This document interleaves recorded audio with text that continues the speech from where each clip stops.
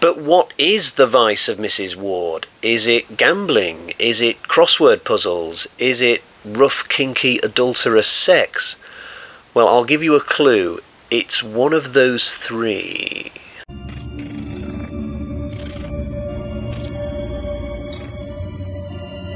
Hi guys, so before we get into it, a very quick disclaimer that there will be spoilers today, but I'm not going to reveal the big twists at the end, so I think you are very safe to watch this review.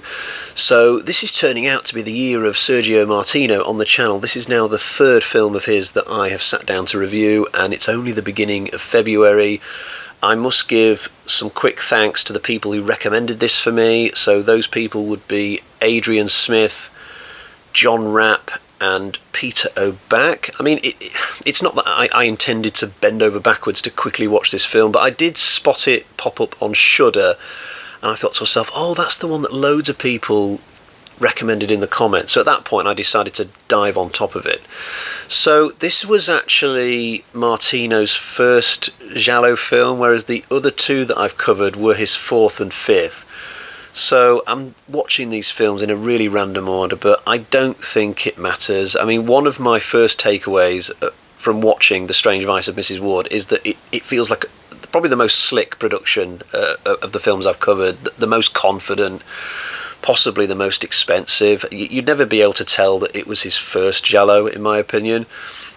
I mean, if you watch the Argento film, The Bird with the Crystal Plumage, and compare it to some of his later films, you'd probably be equally befuddled. I took a much closer look at Martino's wiki page now that I'm becoming something of a fan, and I spotted something I did not expect to see, which is the fact that he was the director of Mountain of the Cannibal God, a film I used to own on DVD about 20 years ago. Because I thought all these films that I've been watching were my first forays into the world of Martino. Apparently not, because he directed Mountain of the Cannibal God, and I remembered that being pretty good. Apart from one gratuitous moment involving some genitalia, it's a very kind of soft sort of cannibal film as well, compared to the likes of Cannibal Ferox and Cannibal Holocaust, films I wouldn't want to go back to probably, but I could see myself checking out Mountain of the Cannibal God again, so I might do that fairly soon. But getting back to The Strange Vice of Mrs. Wardh, there's a funny thing with the title here. So apparently somebody called Mrs. Wardh decided to complain about the title. She didn't want her name associated with the film, so that's why the studio people have decided to add the H to the end of Wardh. But I actually think this makes the title better. It just makes it a little bit more exotic somehow. But I struggle to think that this tactic that Mrs. Wardh employed would get you very far these days. I mean, if I changed my name to Joey Iron Man, do you think that they would add a H on to the end of the next Iron Man film? I think they'd just lawyer up and tell me to jump off a pier, probably. But the Italian judicial system probably runs very different to the one in the UK and the one in America. There were alternate titles to this, so the American one was Blood of the Ripper, which just makes it sound like a Hammer film from the 19th century featuring Jack the Ripper. There's another alternate title called Next, with an exclamation mark on the end, but that just makes me think of the clothes store. It doesn't even make me think of movies.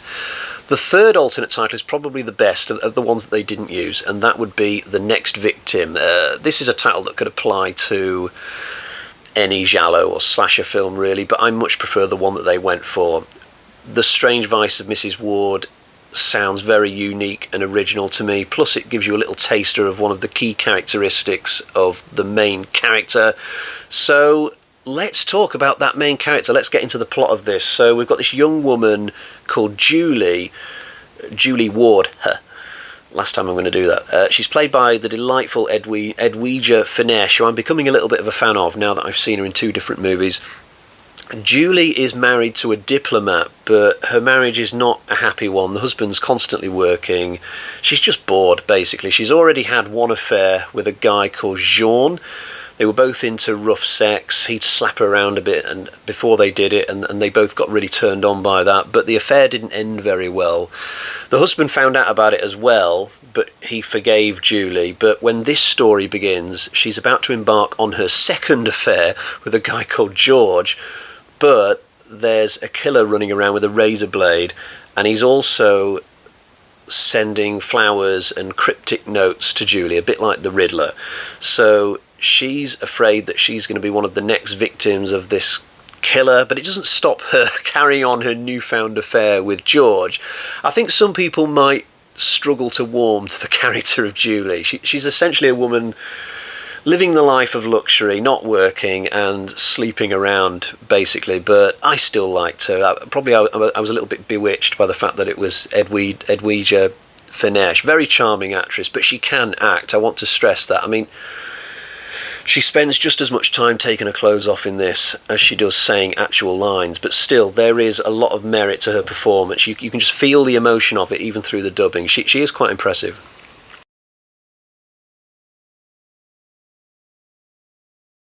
There's a lot to enjoy here. It is a very sex and nudity heavy film, just like Torso, I suppose, but a lot of the material here does feel very stylishly done. It's not like Martino's just getting people to strip off and then he's pointing and shooting without much thought. A lot of the content in this film does feel like art more than sleaze. I guess that's one way to put it.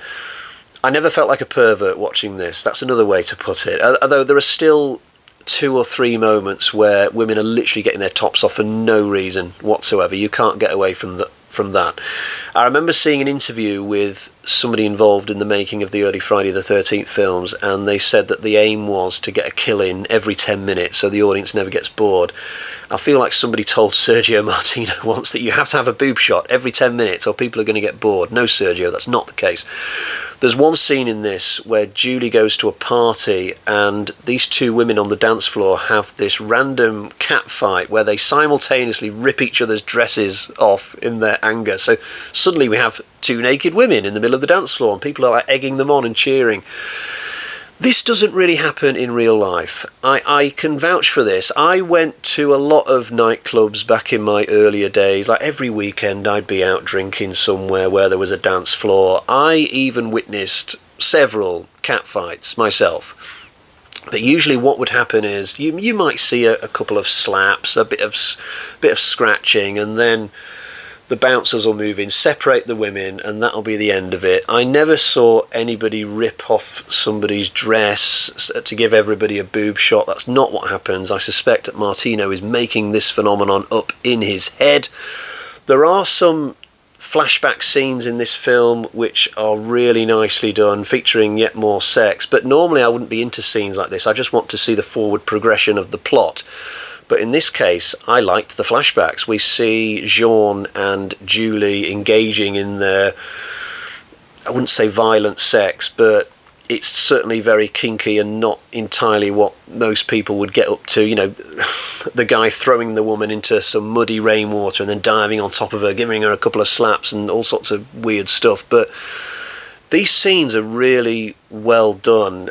I spent a lot of time looking at Edwidja's face during these scenes, her body as well from time to time, but you can see the conflict of emotion in the character's face.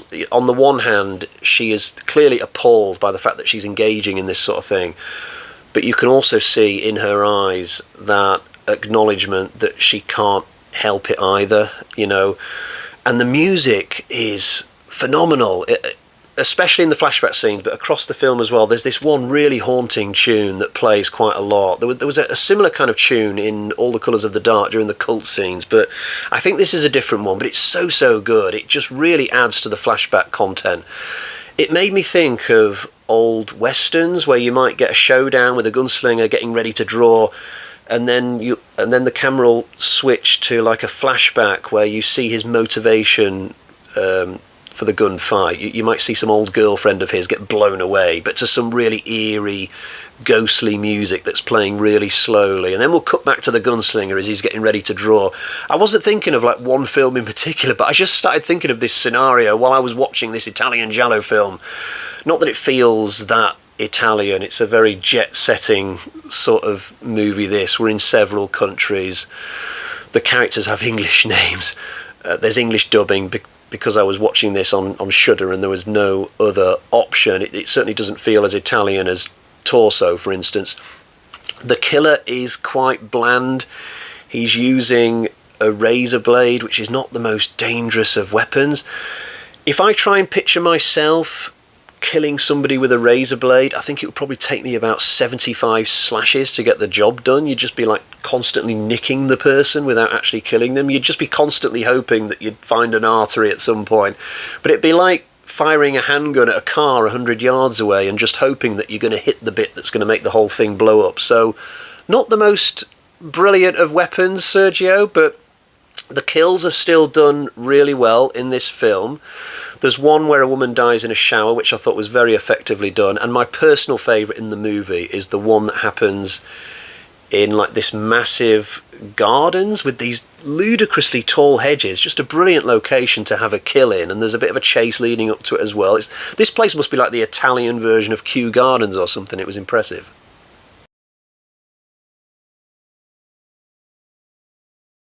In terms of negativity, there are only a couple of things I could point at. So the ending piles twist upon twist, and it's a little bit unnecessary. The film is so good up until the finale. All I really needed at that juncture was the reveal of the killer, and I would have been satisfied. But instead, I get several revelations that just completely change how the rest of the film looks to me. I didn't necessarily need something that drastic for this, but I've still got to admit that the overall plot is very clever, especially once you know everything. I'd also like to shine a spotlight on the progression of the relationship between George and Julie.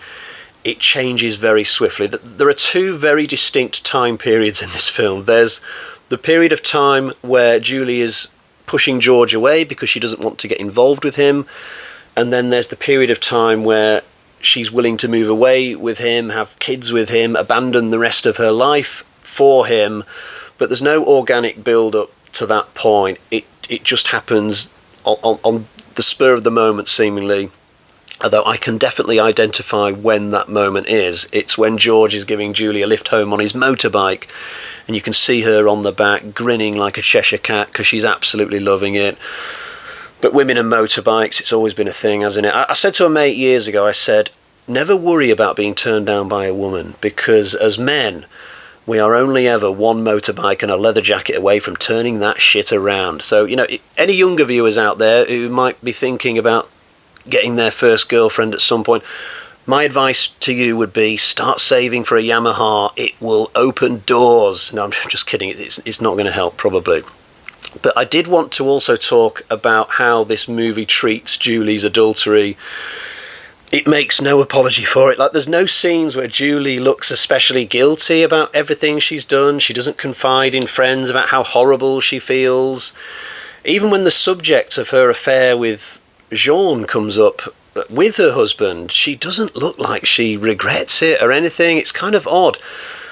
The husband seems like a really nice guy as well. There's just no justification for it, really. Normally in a film like this, the husband would be some kind of gangster. There'd be something wrong with him.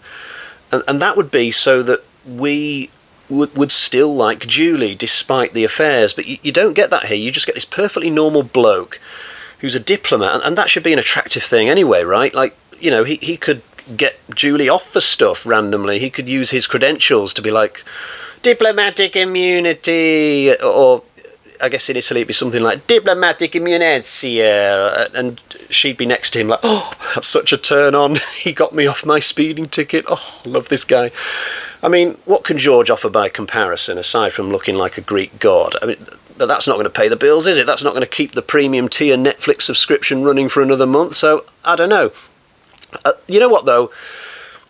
I did wonder to myself after this film was finished why it is that I still like Julie, because I really shouldn't. And I don't think it's just because I've been spellbound by Edwidja Finesse somehow. I think it runs a bit deeper than that. I just think that when it comes to horror movies, something like adultery, it doesn't really hit home as much as to how bad it is, you know, because these are films usually where people are dying from axe wounds and they're getting stabbed to death. Some really violent, horrible, vicious things are happening, and when you compare adultery to that, it doesn't seem so bad, at least psychologically from the viewer's point of view. But if you took a character like Julie and had that exact same arc, exact same behaviour, plonked it into a rom-com, I think it might look completely different.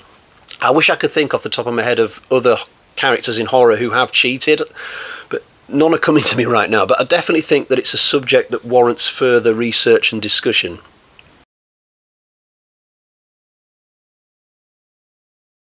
We've reached that point where I would normally show you the version of the film that I own for this, but I don't have any Sergio Martino films on disc, but I can see that changing in the future. I envisage myself eventually having a little corner of the shelf just for Martino, but that's for another day. For now, let's get to the bag of terror and find out how I'm going to score this. So we got 1, 2, 3, 4... 4.5 bloody axes out of 5. This is a wonderful film. I thoroughly enjoyed it, and I would say that it's the best Martino film I've seen so far. Right, before we go, let's have a quick reading update. So I'm currently working my way through the Bachman books, which is 3 books within the same book. The Long Walk, Roadwork and The Running Man. I have now finished The Long Walk and it is absolutely brilliant. It's about 100 teenage boys who all agree to take part in this race. Well, it's actually just them walking down the highways of America, but every time somebody stops because they're too tired to go on, they get shot by the army. It's a very dangerous game, this. But the last survivor of this competition will get the grand prize, which is to have as much riches as they want, I suppose. But it's so addictive, this story. Like, the first time I read it years ago, I went through it in about 3 days because it's one of the most page-turning books I've ever read. I just could not stop myself just going all the way through it because it's such an addictive story. And even now, reading it for the second time, I had that exact same feeling. I think I went through it in like 3 or 4 days. Even though I knew how the story ended from reading it years ago, it's absolutely brilliant, this. It's probably one of King's most underrated books, and I think that's probably because he originally released it as Richard Bachman. That's maybe why it's not so well known, but this is highly recommended. It's a 5 out of 5 for me. It's getting an adaptation later this year called, well, same title, The Long Walk, I guess. I can't wait to see how that pans out. I think it could be a really good movie, actually, when I try and picture it. But anyway, that's it for today. I'll be back next time to do another movie review. Until then, cheerio, bye-bye.